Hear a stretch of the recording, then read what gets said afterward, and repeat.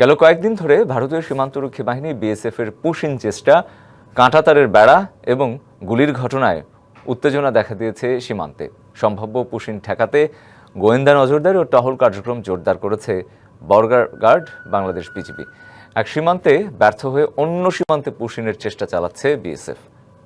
বৃহস্পতিবার পুশিংয়ের 10টি চেষ্টা রুখে দেওয়ার কথা জানিয়েছে বিজিবি। এর আগে বুধবার রাতে সাতক্ষীরার কুশখালী সীমান্তে বিএসএফ এর গুলিতে 2 বাংলাদেশি গুলিবিদ্ধ হন। এছাড়া জয়পুরহাটের পাঁচবিবি উপজেলার পূর্ব উচনা ঘোনাপাড়া সীমান্তে আন্তর্জাতিক সীমানা আইন অমান্য করে কাঁটাতারের বেড়া দেওয়ার অভিযোগ উঠেছে বিএসএফ এর বিরুদ্ধে।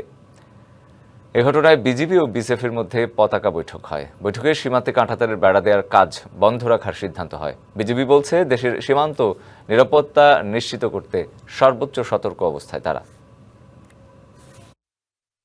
নেত্রকোনা এবং জয়পুরহাট থেকে আমার সাথে সহকর্মী দুজন, রাকিবুল ইসলাম লিমন এবং মোহাম্মদ শামীম কাদের আমার সাথে যুক্ত হচ্ছেন। দুজনেই যেটি জানেন যে কয়েকদিন ধরেই কিন্তু বিএসএফ এই পুশিংয়ের চেষ্টা করছে এবং এর আগে আমরা দেখেছি যে বিভিন্ন সীমান্তে কিন্তু কাগজপত্রহীন বা নথিহীন লোকজন এনে জড়ো করা হচ্ছে, তারা জড়ো হচ্ছে না। এই প্রেক্ষাপটে আসলে সীমান্তে আপনারা আসলে তৎপরতা কেমন দেখতে পাচ্ছেন? যদি মোহাম্মদ শামীম আপনার কাছে যেতে চাই শুরুতেই জয়পুরহাটে। সীমান্তের উত্তেজনা থামছে না। আমি রয়েছি জয়পুরহাটের পাঁচবিবি উপজেলা ঘোনাপাড়া সীমান্তে। গত মঙ্গলবার এখানে একটি ঘটনা ঘটে। ভারতের বিএসএফ এর সদস্যরা এই এলাকায় তারকাটা বেড়া দেওয়ার চেষ্টা করছিলেন। এই সময় বাংলাদেশের সীমান্ত রক্ষাকারী বাহিনী বিজিবির সদস্যরা সেটি কিন্তু বাধা প্রদান করেন। পাশাপাশি কিন্তু যারা গ্রামবাসী রয়েছেন তারা কিন্তু বাধা প্রদান করেন। এরপর থেকে কিন্তু এই এলাকায় এক ধরনের আতঙ্ক বিরাজ করছে এবং গোপন সূত্রে আসলে আমরা জানতে পারছি, যারা সংবাদকর্মী রয়েছে, ভারতের বেশ কয়েকজন নাগরিক ওই দেশে কিন্তু রয়েছেন। যে কোনো মুহূর্তে পুশিং করা বা অনুপ্রবেশকারী করার ঘটনা ঘটতে পারে। নগদ নিয়ে এলো হার না মানা হার অফার। সর্বনিম্ন 10,000 টাকা রেমিটেন্স নগদে পাঠালে থাকছে স্বর্ণের হার জেতার সুযোগ। সেই অবস্থানে আমরা বিজিবির ঊর্ধ্বতন কর্মকর্তার সাথে কথা বলেছি। তারা বলেছেন যে তারা সতর্ক অবস্থানে রয়েছে।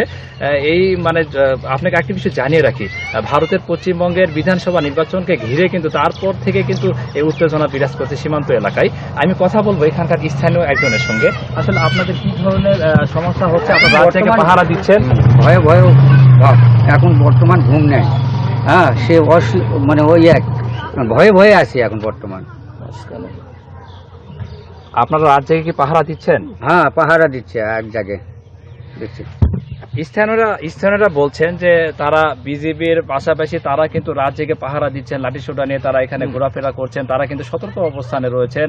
যে কোনো পরিস্থিতি নিয়ে কিন্তু তারা এখানে কিন্তু সতর্ক অবস্থানে রয়েছেন। আর আমি এদিকে 20 বিজিবির অধিনায়ক লেফটেন্যান্ট কর্নেল লতিফুল বাড়ির সাথে কথা বলেছি। তিনি জানিয়েছেন যে তারা এই এলাকায় বিজিবির সদস্যদের অতিরিক্ত মোতায়েন করেছেন এবং যে কোনো পরিস্থিতিতে তারা কিন্তু সতর্ক অবস্থানে রয়েছেন। এই ছিল জয়পুরহাটের সীমান্ত পরিস্থিতি নিয়ে। রঞ্জন, শামীম, আপনাকে ধন্যবাদ। লিমন, আমরা শুনছিলাম জয়পুরহাট থেকে নেত্রকোনা একটা গুরুত্বপূর্ণ সীমান্ত এলাকা, সেটিতে আমাদের যে সীমান্তরক্ষী বাহিনী তাদের তৎপরতা কেমন দেখছেন? ধন্যবাদ রঞ্জন। আপনি জানেন যে 31 বিজিবি নেত্রকোনা ব্যাটালিয়নের আওতাধীন প্রায় 91 কিলোমিটার দীর্ঘ আসলে সীমান্ত রয়েছে ভারতের সাথে।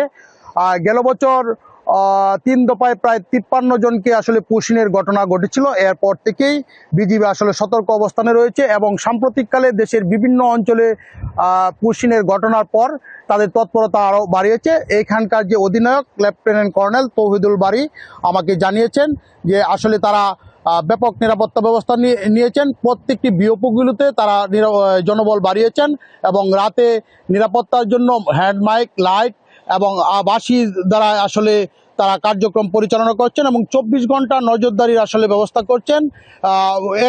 এখন পর্যন্ত বলা যায় যে এখানকার অবস্থা অনেকটাই বিজিবির নিয়ন্ত্রণে রয়েছে। তো এখানে আছেন আমাদের সাথে এখানে স্থানীয় ইউপি চেয়ারম্যান, তার কাছে জানবো যে আসলে আপনাদের এখানে বর্তমান কি অবস্থা। এর আগে আমরা দেখেছিলাম যে দুর্গাপুর সীমান্ত দিয়ে বেশ কিছু পুশিংয়ের ঘটনা ঘটেছিল, এখন কি অবস্থায় আছে?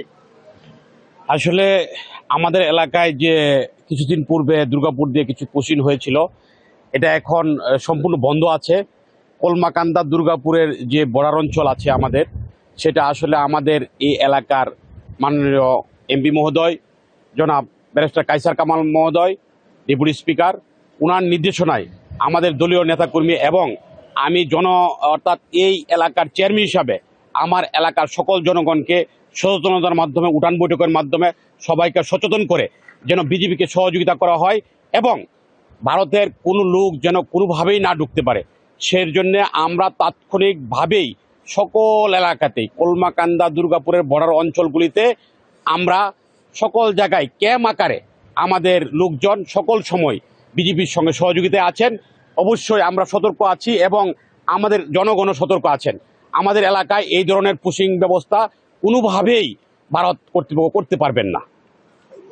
এখানকার স্থানীয় জনপ্রতিনিধি বলছিলেন যে তারা আসলে জনগণ সচেতন রয়েছে এবং বিজেপি তাদেরকে জনগণকে সচেতনতা বৃদ্ধিতে কাজ করে যাচ্ছে।